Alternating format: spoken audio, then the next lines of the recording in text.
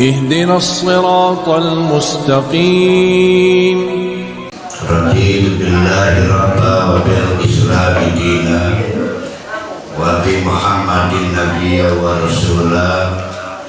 ربي زدني علما وارزقني فهما.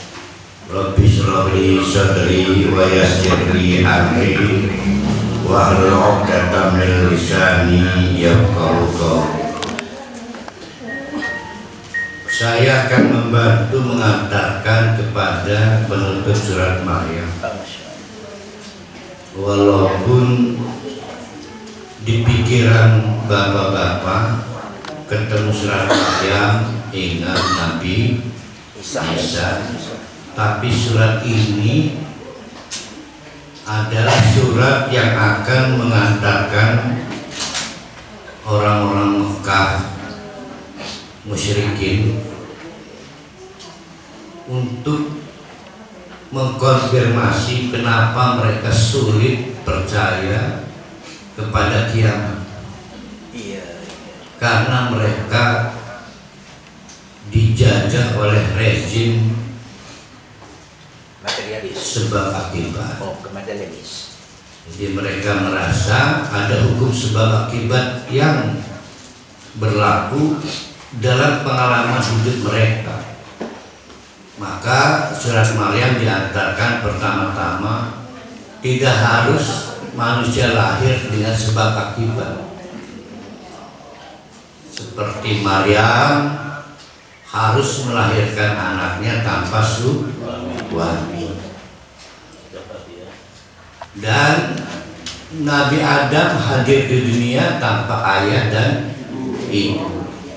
Dan Nabi Yahya harus dilahirkan di tengah-tengah kemustahilan karena ayahnya Zakaria sudah sangat mentua dan istrinya lagi pula sudah mandul. Namun semua itu terjadi, maka di luar pengalaman manusia, orang-orang Mekah kemudian jadi musyrik, ada hukum sebab akibat. Tidak, di luar sebab akibat ada hukum Allah yang kuat. Hukum Allah itu yang menciptakan sebab akibat dan meniadakan sebab akibat. Maka yang membakar itu bukan api tapi Allah. Allah mengizinkan api membakar dan Allah mencabut izin api untuk membakar, dan seterusnya dan seterusnya. Nah, sejarah kemusyrikan timbul di situ. Maka tuduhan Allah punya anak itu bercabang tiga. Ada dari kalangan musyrikin, yaitu orang-orang Mekah yang kita bicarakan sekarang, menuduh Allah punya anak namanya malaikat. Yang kedua, Yahudi alumni Bani Israel menuduh Allah punya anak namanya alumni Bani Israel Yahudi menuduh Allah punya anak bernama Uzair. Sekarang jadi nama jalan di belakang rumah sakit. Uzair Yahya. Ustadz Uzair Yahya. Dengan bentangan panjang hanya 1 kilometer. Orang Muhammadiyah. Letnan polisi asli Klaten, keluarga besar Muhammadiyah. Uzair Yahya. Yang ketiga, kaum Nasrani yang menganggap Nabi Isa anak Tuhan. Nah, sejarah timbulnya anak-anak ini karena menganggap anak-anak ini diselimuti faktor-faktor magic. Wow, mempesona. Nabi Isa sejak bayi dapat berbicara dan mukjizat lain. Nabi Isa itu diperkirakan 3 bulan menjelaskan bahwa ibunya bukan pezina. Saya Abdullah, saya dikaruniai Alkitab yang selanjutnya disebut Injil dan seterusnya. Begitu juga Uzair, begitu juga di mata orang-orang Mekah Quraisy ada malaikat yang luar biasa. Nah, mereka kemudian jadi musyrik. Nah, di tengah-tengah itulah kampanye tentang Tuhan, penguasa sebab akibat namanya Allah oleh banyak nabi selalu mendapatkan rintangan, termasuk Nabi Muhammad. Maka turunnya surat Maryam itu untuk membedah. Nah, kemarin sudah diterangkan tambahan-tambahan kenapa orang sulit percaya tentang kiamat. Maka dibantah semua oleh Allah sejak awal surat Maryam. Orang mati bisa dihidupkan karena Allah bisa menghidupkan yang tidak punya ayah, yang tidak punya ibu, tanpa ayah, tanpa ibu sekalipun. Bahkan andai kata kematian itu menyebabkan ada serpihan tulang tersisa, itu lebih mudah karena Allah menciptakan Adam tanpa asal muasal. Jadi susah amat untuk membangun teori tentang kiamat itu. Yang kedua, kenapa orang sulit memahami kiamat sebetulnya adalah kesombongan. Kalau tadi minimnya ilmu pengetahuan. Oh, kau nanti dari uang itu dari nutfah. Nah, sekarang kesombongan. Kesombongan dibentuk oleh apa yang telah dicapai di dunia. Merasa sudah kaya, maka merasa sudah diridhoi oleh Allah. Kemarin kan, merasa jarang sakit, lalu memberi nasihat pada singgering baik. Garang disarap ke rumah jarang alhamdulillah. Karena tertib syarat dipikirnya dia mencapai derajat sehat itu karena merasa diridhoi Allah dengan sholat-sholat dan dengan ibadah-ibadahnya. Kurang lebih kita juga gitulah. Padahal mah nggak punya kaitan soal itu, kita kalah dengan orang-orang kafir dari kalangan Cina. Nggak sholat, nggak selawatan, sudah sugih kaya lagi, Menguasai dunia lagi. menguasai dunia. Nah, orang-orang dengan karakter begini ini menganggap remeh soal kiamat. Nah, sekarang kita masuk ke penutup yang juga melengkapi kesulitan dan kegagalan generasi ke generasi sampai kita untuk serius menghadapi persoalan kiamat, yaitu dari ayat 82.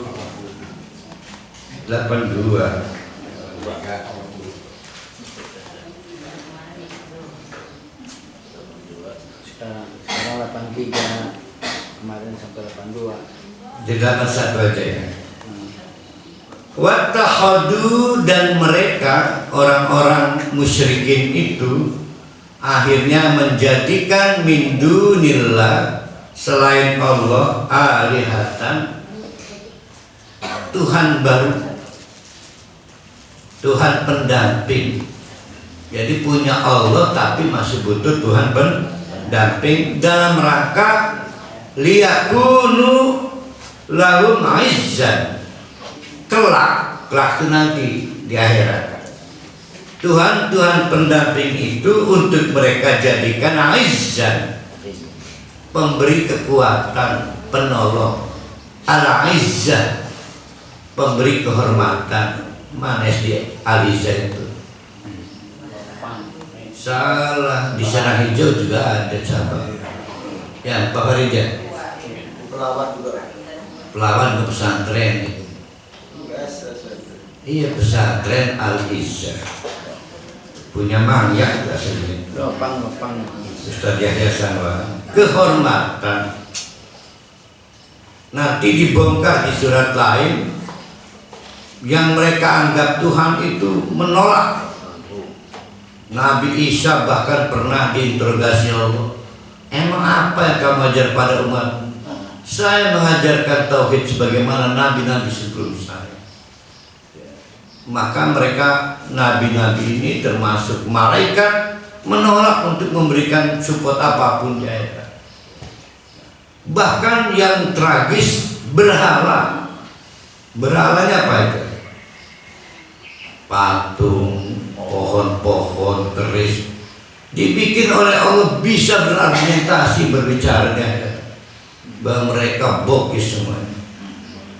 Karena mereka menganggap Aisyah. Nah sekarang ini Tuhan-Tuhan pendamping Allah itu bentuknya mungkin beda tapi sama. Banyak orang merasa alhamdulillah ya, enak tidur semenjak ikut Abuya. Jadi pemberi kenyamanan hidupnya bukan Allah lagi. Kala, ingatlah, kalau ada kala bukan begitu. Maksudnya teori tentang ada Tuhan selain Allah yang bisa memberikan kemampuan lolos dari neraka di kiamat nanti, itu salah. Sekuruna nanti Tuhan-Tuhan itu, Tuhan gadungan, Tuhan bayangan, bentuknya apapun, bisa para nabi, bisa benda-benda, bisa juga figur-figur yang mempesona, maka mereka akan menolak biang ibadatihim dengan sejarah ibadah-ibadah kita dulu. Cuci tangan, saya nggak pernah nyuruh selawatan 1000 kan, nggak pernah. Wa yakunu alaihim diddan, bahkan Allahu Akbar, mereka ngajak diddan, musuhan ruabu. Nggak kenal, saya ngomong nggak kenal. Bohong, dia pernah ngaji ke saya, mau bohong. Mungkir ya. Diddan di atas mungkir. Kalau mungkir mah ya dulu mah pernah ikut tapi bolos aja. Hari diddan mah kayak pernah ketemu baik. Alam tara, hai Muhammad, ini kan lagi ngajarin Nabi Muhammad. Apakah engkau sudah atau melihat anna arsalna syayatin, yang namanya seton itu arsalna kami beri tugas. Allah yang kasih tugas, Allah yang nyuruh. Ingat-ingat ya, alal kafirina, pada orang-orang yang menolak kekuatan Allah. Karena ada kekuatan selain Allah, bisa anak Tuhan, bisa berhala, bisa figur-figur. Itu ta'uzzuhum azan, agar kita kepreset, sengaja dikirim oleh Allah. Azan, sekepreset-preset. Sudah mulai disenangi, merasa nyaman. Oh, sebelumnya sulit sholat, sekarang udah sholat. Karena si figur ini udah Allah dikirim setan sekalian jauh dan jauh. Makanya jangan melihat ustadz, kiai, apalagi abuya, apalagi di atasnya dia, kajengan itu sebagai sesuatu yang sifatnya pribadi. Tegur, wah, lalu dicekel tangannya ke adem, selalu hal fisikal kan.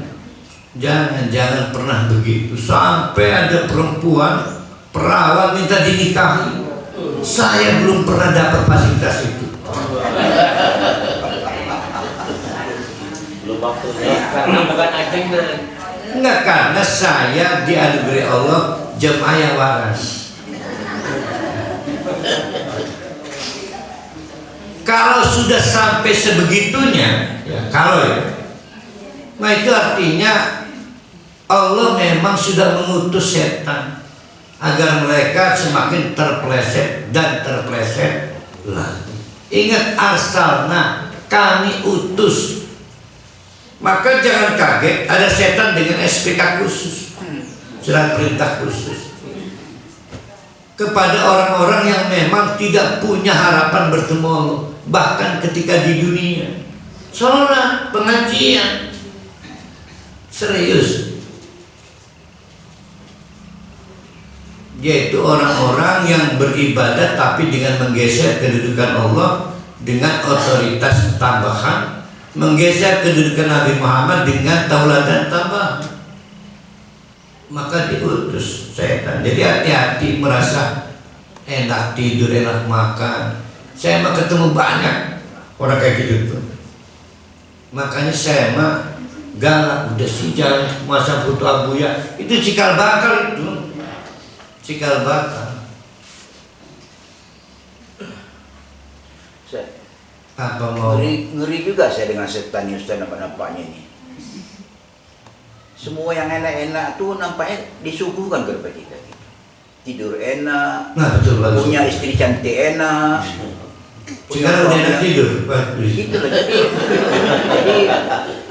kita nggak sadar tuh, Ustaz. Bagus ya. Apa begitu, Ustaz? Bagus. Setan ini, yang enak-enak. Setan itu bentuk. Iya. Kita menemukan bentuk setan dengan SPK khusus itu tadi itu benar. Merasa enak tidur, Iya. enak makan. Kenapa bisa enak makan? Terus sekarang ikut majelis ini ya. Jadi berubah hidup saya. Diingatkan harus kadang-kadang notifikasi, jangan lupa 1000 sholawat. Bagus. Itu setan maksudnya. Masya Allah. Subhanallah. Fala ta'jal alaihim. Nabi Muhammad jengkel. Laju primen iki. Sementara Nabi Muhammad punya kurikulum untuk kampanye tauhid. Iya. Pilihannya tinggal 2, ditinggalkan sebagaimana dia pindah dari Mekah ke Madinah, atau dimintakan aja. Karena kan Nabi punya otoritas. Maka dijawab oleh Allah, fala ta'jal alaihim. Aja gemerung apa ya? Gemerocok. Nyantai bro, nyantai. Innama na'uddu lahum addan. Innama na'uddu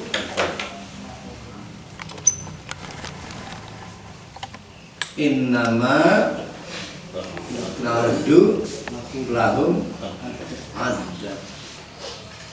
Ini menghitung ya. Tapi Aqsa juga menghitung. Ada. Wa in ta'uddu ni'matullah.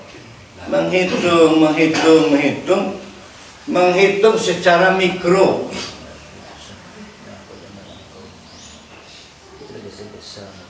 Menghitung secara makro. Maka menghitung secara makro diartikan menguasai. Nah sekarang yang ini dulu nih. Kalau orang dihitung, coba endahkan baik, yakin jauh Allah, tenang deh, keukur. Nah itu namanya naudu. Berarti inilah yang disebut istidros.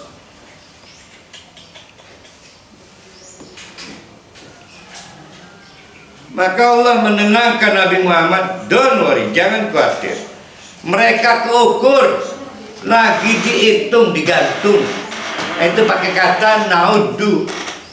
Kebijakannya disebut istidros. Nabi Muhammad itu hanya khawatir banyak orang terinspirasi. Iya ya. Setelah ikut si Abu ini nyembah Puan Aika, banyak berubah hidupnya. Udah jarang terdengar cekcok, laki-laki. Kan mengganggu nih program perjalanan dakwah Nabi Muhammad. Karena contoh buruk, praktek buruk.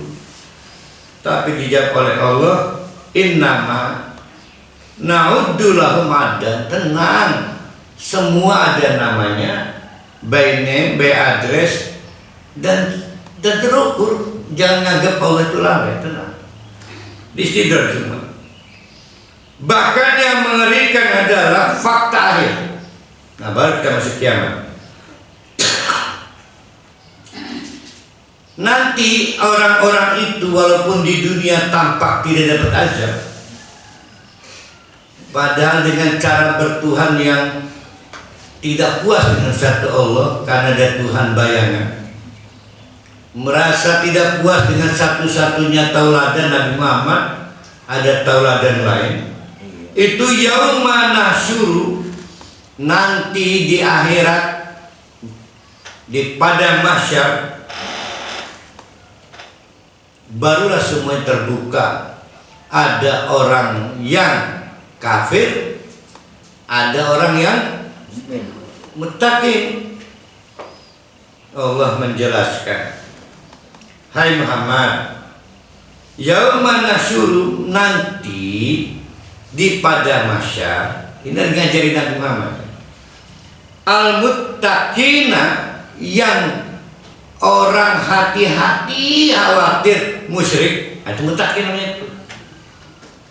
Kan tadi kita judulnya orang jorok bertuhan, menghadirkan Tuhan bayangan karena tidak puas dengan Allah, menghadirkan nabi palsu, tauladan palsu, karena menganggap lebih enak dibawa tidur, dibawa makan, dibawa usaha. Maka kata Allah, hai Muhammad, hukumnya tidak berubah. Yauma, pada hari nasyuru, di pada masa kami kumpul paksa, maka al-muttaqina, orang-orang yang pada waktu di dunianya al-muttaqina, hati-hati, jangan menciderai Allah, jangan menciderai kedudukan Nabi Muhammad sebagai satu-satunya teladan, itu ilar rahmani wafdan, akan menghadap Allah wafdan, sebagai orang penting yang datangnya dengan iring-iringan. Wafdan, wafdan itu penting banget lah, yang terhormat, dengan pengawal, bodyguard, rokiban berkendara. Kadang wafdan rokiban berkendara. Orang nanti tamu atau siapa yang datang akan dikenali dan mendapatkan legasi kehormatannya dengan iring-iringan dan kendaraan apa yang dipakai. Kan paling jago. Muttaqin ya. Ya, orang-orang yang dulu pada waktu di dunia susah payah menjaga diri jangan sampai tauhidnya rusak, pola ibadahnya rusak karena contohnya bukan dari Nabi, pola tauhidnya rusak karena ada Tuhan lain selain Allah. Dan yang muttaqin, wafdan, hebat amat ya. Wa nasuku, sedangkan berkebalikan, kalau berlawanan 180 derajat ya, lah mengumpul 360 keteman-keteman kan. Berarti berkebalikan 180 derajat adalah wanasuku emak, dan kami giring, bukan giring, lamun dipaksa, dicengkewing ya. Apa bahasa Indonesianya itu cengkewing? Diseret. Cangking cengkewing. Oke, mulai orde mending rabi ini gue pengen nyebrang baik, pengen dia tak cengkewing banyak, pengen digandeng Arabika, kita sebelum urut demen kan tak cengkewing banyak. Nah, pukaran itu Digendong. bukan. Dah pakai Bu Dokter Hunena diseret aja. Wana suku, maka berbalik dengan keadaan orang muttaqin, al mujrimina, para kriminalis, yaitu kriminal tauhid dan kriminal ibadah, itu nasuku diseret ila jahannama, ke neraka jahanam, wirdan. Apa wirdan? aus dahaga. Tadi wafdan, apa wafdan? Bentuknya rokiban, berkendara. Maka yang wirdan tidak tanpa berkendara, ngos-ngosan, wong melaku. artinya berbanding terbalik. Mungkin saja pada waktu di dunia mereka malah orang-orang terhormat, dan yang bertuhan bertauhid dengan baik malah dianggap sampah masyarakat. Orang-orang kriminalis ini la yamlikuna syafa'ata, tidak memiliki akses pada syafaat, sedangkan di padang mahsyar ibu-ibu, bapak-bapak sangat butuh syafaat. Di mana menjemput syafaat itu sekarang ini, karena di padang mahsyar mah hanya bisa tebak-tebak manggis. Oleh sangat butuh syafaat. Pertama, syafaat endah gancang dihisab, karena seluruh umat manusia berkumpul di padang mahsyar, rentang waktunya dalam hadis sampai entek dihisab 50.000 tahun. Panas matahari sejengkalan kepala. Lah kalau kita hanya calon ahli surga kan jengkel pengen nikmat surga. Ya. Maka minta syafaat. Ada syafaat karena kita terancam mampir dulu dari neraka. Syafaat juga. Kita butuh syafaat. Tapi orang-orang yang menciderai tauhid pada waktu di dunianya, menciderai ibadah dengan tauladan, bukan tauladan dari Nabi Muhammad semata, baru hari nyebutnya bid'ah ya. Maka mereka itu tidak punya akses syafaat, padahal punya nabi, padahal punya anak, bahkan tahfidz Quran, Padahal Sri Muludan. ya dan sebagainya lah. Nabinya bahkan bukan hanya Nabi Muhammad tuh, punya 25 nabi dan lebih, tapi dia tidak punya akses syafaat. Lah yang digunakan illa man ittakhadha indar rahmani adan, yang dapat syafaat adalah yang punya agreement dengan Allah.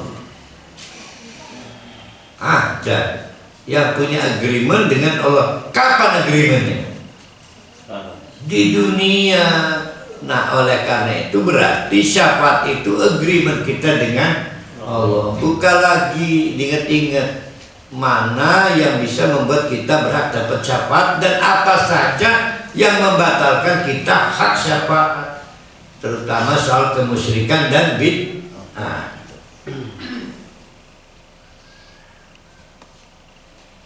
Wa qalu,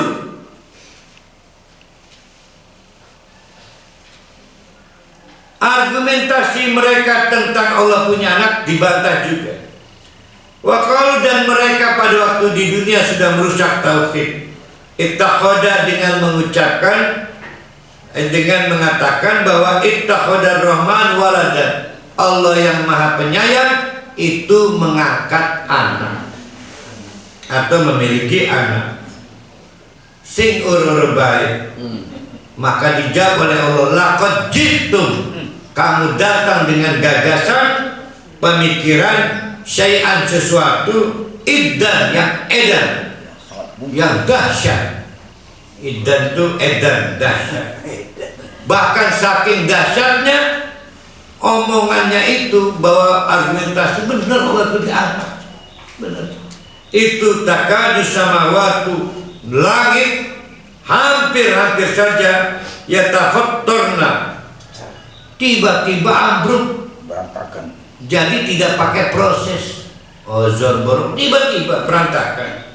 Watan syakku al-ardu, bahkan bumi terbelah. Watahirrul jibalu haddan, bahkan gunung-gunung juga tercabut tersempoyongan. Saking dahsyatnya benda-benda langit yang begitu angkuh ini tiba-tiba mengalami dampak. Ini simbolis ya, bahwa kebablasan lah mengutak-atik otoritas Allah. Kebablasan, Allah punya anak, kayak saking kenalin Pak. Ustaz, Nun. jadi keyakinan Nasrani ini betul-betul bencana besar ya Ustaz ya? Bukan hanya Nasrani, kan ada tiga. Ada tiga cabang. Ada musyrikin, mungkin saya, mungkin Paroni, mungkin Pak Min. ada alumni Bani Israel Yahudi dan ada Nasrani. Iya. Ada 3 cabang yang berbahaya kita. Kan musyrikin, orang Mekah kan musyrikin. Pada dasarnya mereka percaya pencipta langit dan bumi Allah, tapi masih butuh Tuhan lain yang menenangkan hatinya, mensukseskan usaha-usaha ekonomi, politik, sosial, kebudayaan, dan juga ya kita lah sebetulnya ini. Kita ini nggak puas dengan Tuhan Allah. Kita butuh hukum-hukum yang tidak ada kaitan dengan Allah sebab akibat.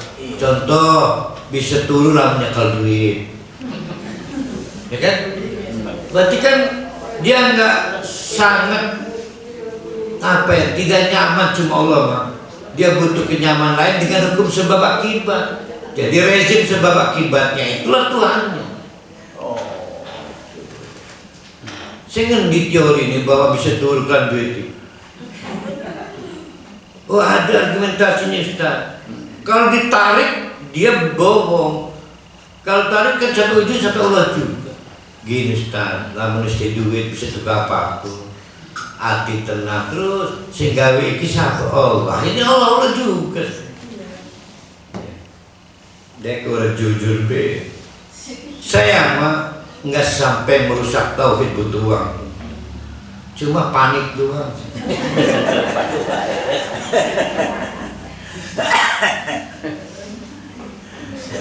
Ada uang hati tenang bukan ya Ustaz.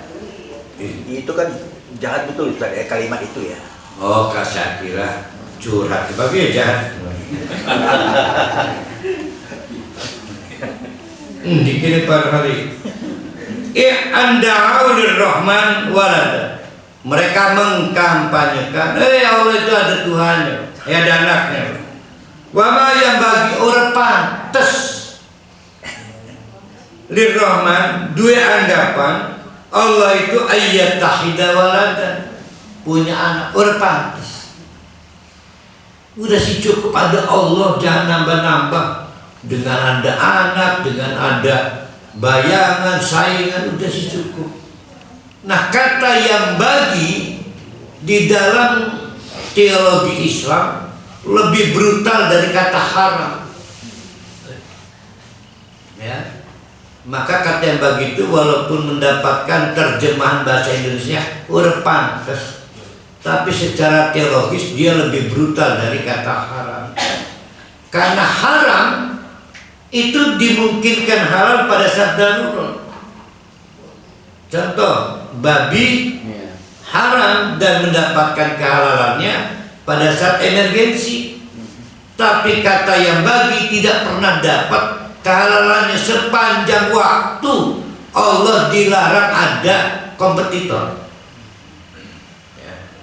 Yang bagi, maka walaupun kata yang bagi itu lebih soft, sebetulnya lebih brutal secara fakta.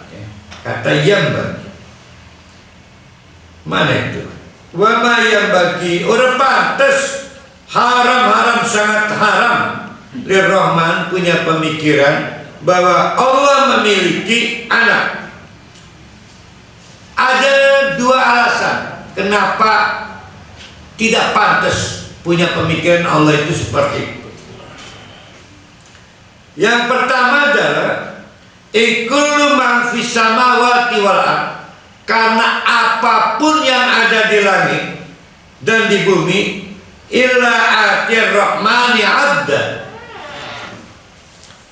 Ada dua alasan kenapa haram berpikir Allah itu punya anak. Yang pertama adalah abdul. Semua yang ada di langit dan di bumi itu abdul. Abdul itu ada dua pengertian bahasa. Pertama, abdun sebagai ibadah tun.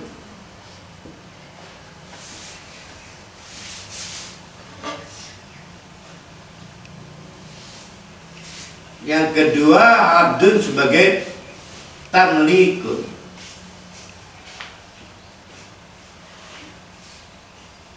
Nah yang dimaksud ini bahwa semua yang ada di alam raya itu posisinya dikuasai Allah. Tamlik dikuasai Allah.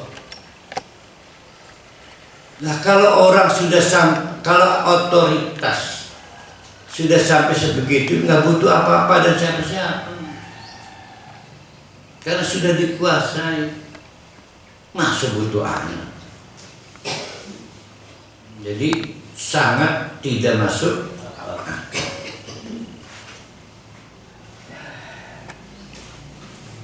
Itu yang pertama ya. Yang kedua, laqad ahsahum. Tadi udah muncul kata ahsa ya. Laqad ahsahum. Lagi pula Allah itu sungguh-sungguh sangat menguasai orang-orang kafir dan musyrik sekalipun. Wa'addahum, dan terbukti memberi tenggang waktu menghitung. Di situ muncul ya kata ahsa dan kata adal, bahkan adal dengan selonggar-longgarnya. Di istidros berarti kalau orang di istidros artinya apa itu? Merasa tidak bapak-bapak ibu-ibu banyak dikasihani Allah karena kudu diazab gitu, tapi nyatanya enggak. Namanya kita dapat istidros. Siapapun dapat istidros.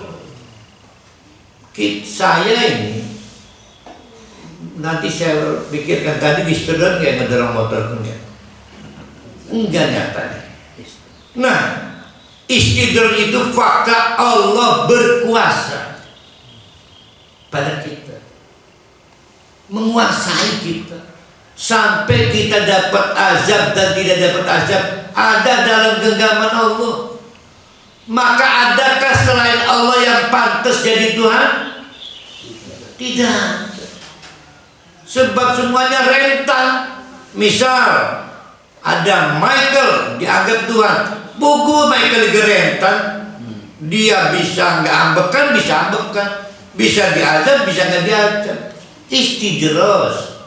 Istidros itu menjadi dasar Allah berkuasa dalam kata ahsa. Yang ini kata ini. Kan tadi ada ya, ada ahsa. Jadi ada dua alasan yang paling fundament kenapa ngaco kalau kita berpikir ada otoritas lain selain Allah. Yang pertama, faktanya kita ini abdul. Yang kedua, faktanya apapun selain Allah itu rentan karena pengguna istidros. Nah, sementara di bapak-bapak, ibu-ibu selalu saja memiliki opini bahwa kafir beristidros. Nah, kita segala lebih di istidros.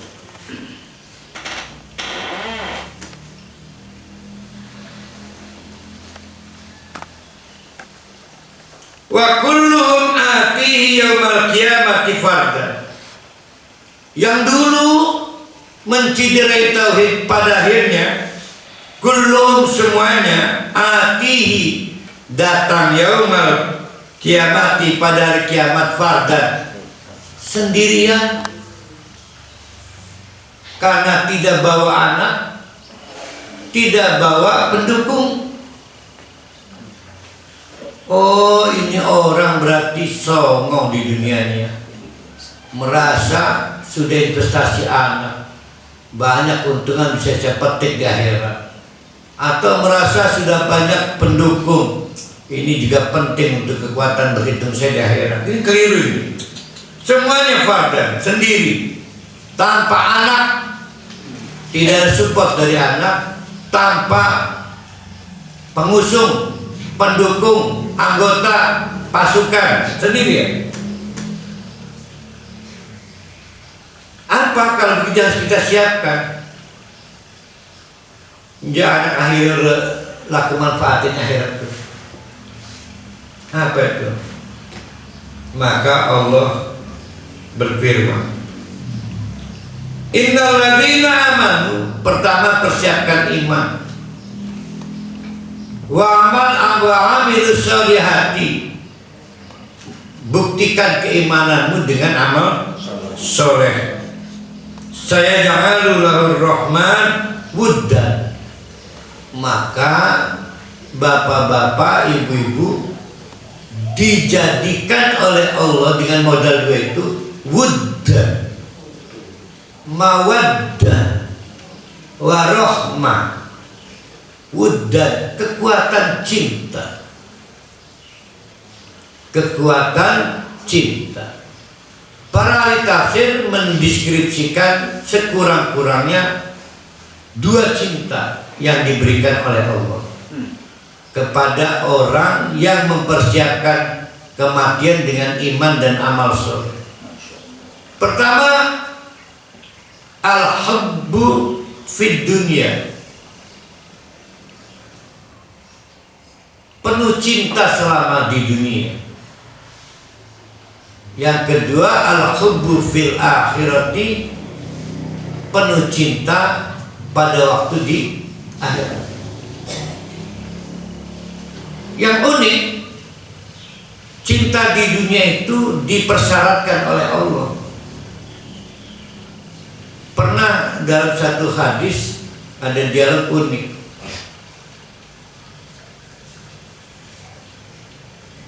Malaikat dipanggil Allah, kan si fulan itu mencintai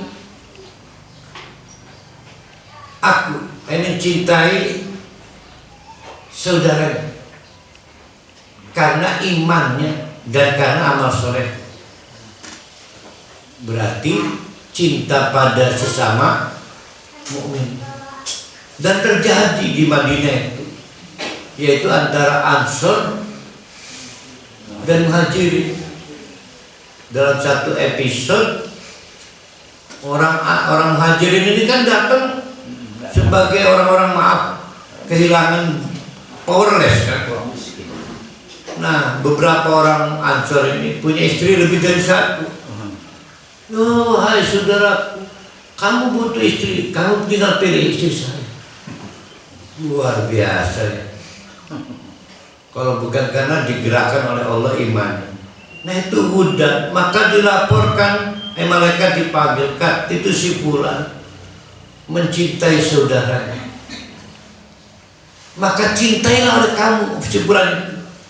Jadi malaikat harus tunduk dan patuh pada Allah dengan aturan bahwa kalau diketemukan ada hamba Allah saling mencintai karena iman, karena Islam, nah ini Islam nan uang bid'ah saya duduk kita pernah sampai mancing neraka.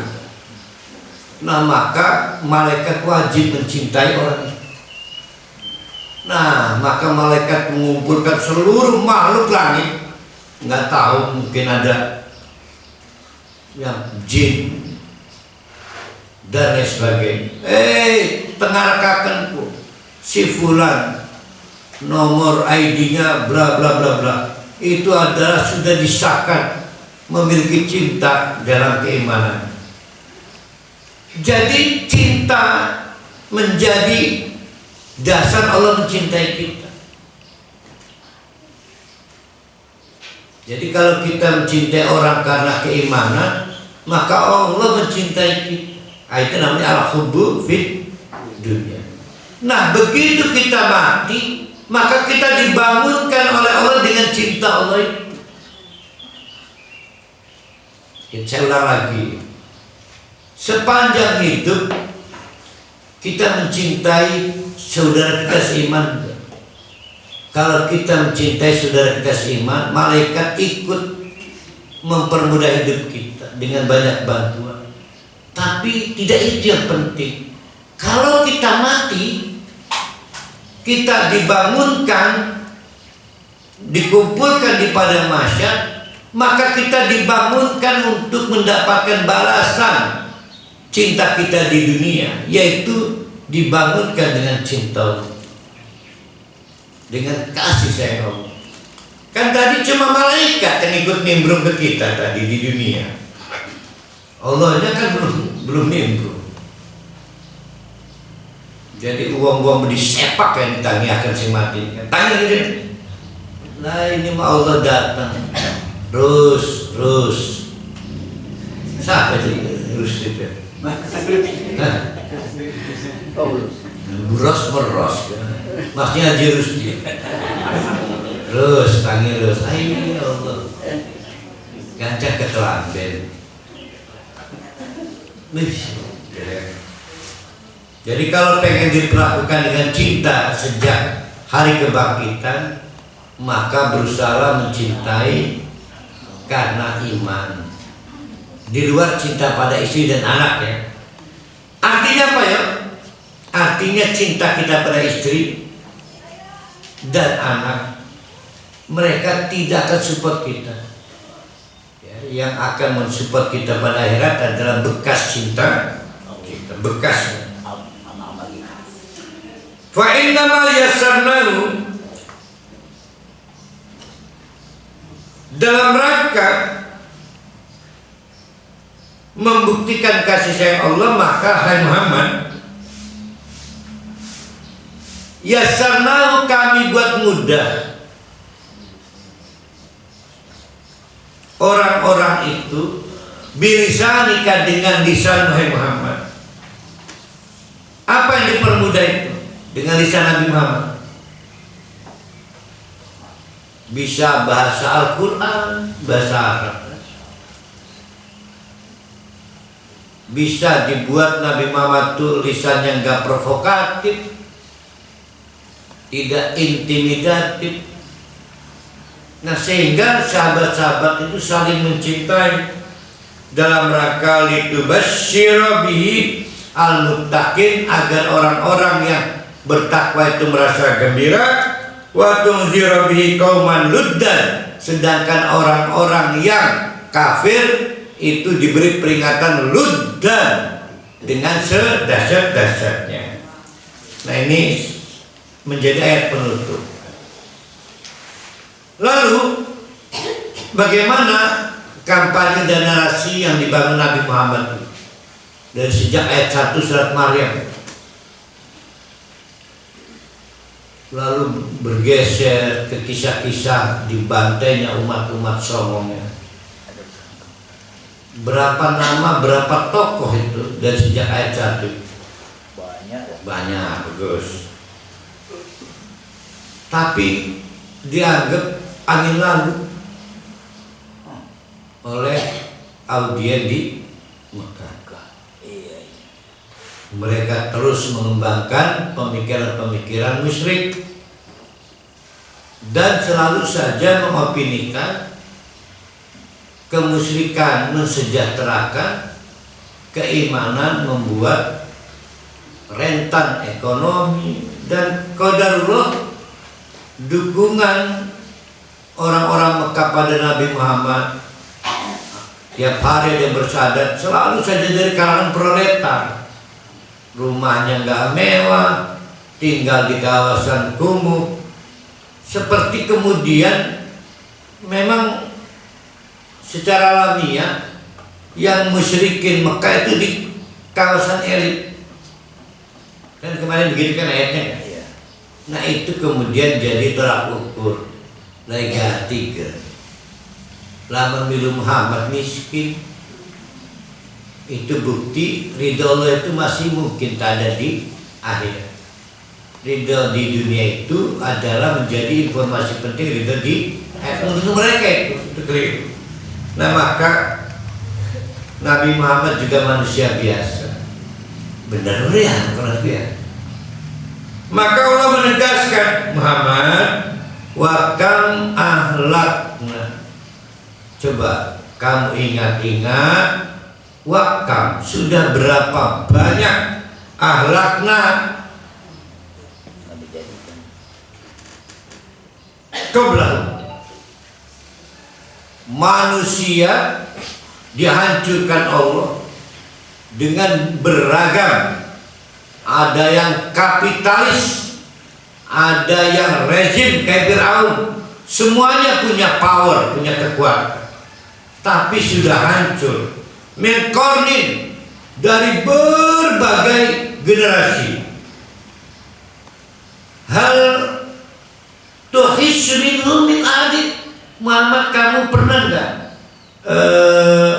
melihat sekarang ini, maksud sekarang, ketemu maning orang Firaun, Lut, kaumnya, Rabini, anaknya, dan nama-nama kecil lain.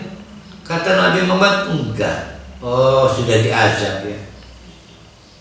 Al-tasma'u lahum rizkan, atau berkelebat di telinga kedengaran suaranya? Enggak. Iya, itu bukti sudah ada yang diazab. Itu bukti sudah ada yang diazab.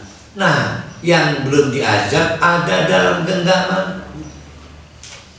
Jadi Nabi Muhammad lagi kan kena mental Nabi Muhammad. Allah, kapan ya si fulan bin si fulan. Nah, pada catatan hari kemarin yang mubarak,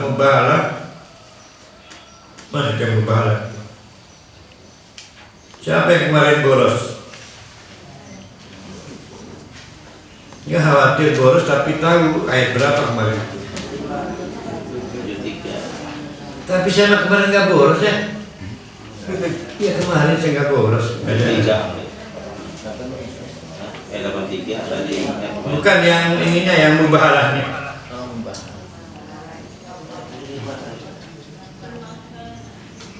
Mangkana fid dhalalati falyamdud lahur rahman madda. Ya Allah, kalau terus sesat orang di sekitar saya, maka biarkan azab dulu baru mati.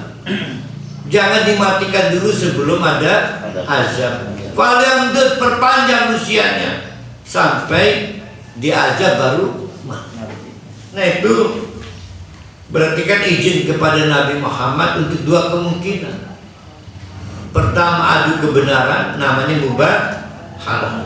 Saya ambil yang kedua, yaitu ad-du'aul akhbariyah.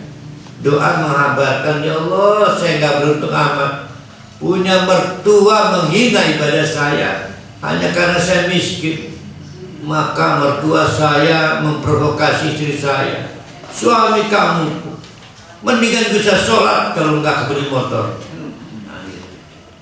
Maka dimungkinkan saya sebagai mantunya, ya Allah, menawi mertua kita kan diajak diktek kan mati. Jadi mungkin. Tapi kalau di mubahalah kan ngeri. Misalnya mertua saya namanya Parta. Pak Parta sini. Yuk kita uji yuk. Benarkah sholat bisa bikin beli motor atau ada kaitan dengan motor? Siapa yang benar? Siapa yang keliru yang diazab? Mual bakal mati dan itu mubahalah lah kelebihan mertua. Nah, bayangkan posisi krisisnya kayak gitu, ngedeleng Rabi, ingat mertua, sumpah kan? Nabi Muhammad juga sesumpah itu, sumpah, diledek, dihina, lah miskin, kumuh kan gitu kan kemarin kan, tidak punya kemampuan menggerakkan pasar. Wow, sumpah, Allah butuh satu atraksi di mana pasar modern mereka hancur di Mekah. Kata Allah, tenang. Yang lalu-lalu kan udah pada diajak, kamu udah gak ketemu lagi orang itu. Ini juga dalam genggaman Allah, dalam hitungan Allah, namanya istidrak. Kalau kamu mau, kamu tantang mubahalah. Atau yang kedua, udahlah, sugesti diri kamu, ya Allah, kalau memang orang-orang kafir itu tetap menolak ajaranku, maka biarkanlah kematiannya didahului dengan azab untuk menjadi warning bagi yang lain. Maksudnya, alhamdulillah